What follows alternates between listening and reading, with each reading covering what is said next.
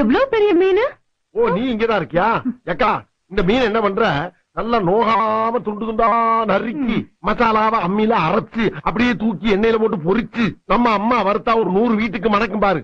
அந்த மாதிரி கம கம கம கம கம கம சமைச்சு மண்டைய மாமனுக்கு வாழைய மருமனுக்கு நடு துண்ட உன் தம்பிக்கும் தனியா பொரிச்சு குடுக்குற. எனக்கா இன்னைக்கு சமையல பின்னு பின்னு பின்ற. இதுலதான் உன் தம்பி மேல எவ்வளவு பாசமா இருக்குன்றத பாக்க போறேன். அத்தை நான் மீன் குழம்பு வைக்கிறேன் அத்தை. கொஞ்சம் இருந்தா வந்துடுறேன். எங்கடா போற? மீனை வாங்கின வேட்டை கொடுத்துட்டு பக்கத்து தேட்டர்ல என் தலைவர் எம்ஜிஆர் படம் போட்டுருக்கேன், பாத்து காலைல வரந்தாயி.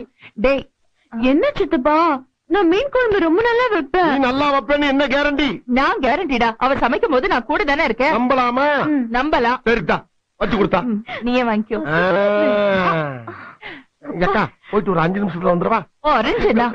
5 நிமிஷத்துல என்னடா பண்ண முடியும்? சரி கூட ஒரு 5 நிமிஷம் சென்று வர்றேன். மீனை பச்சையா பாக்கும் போதே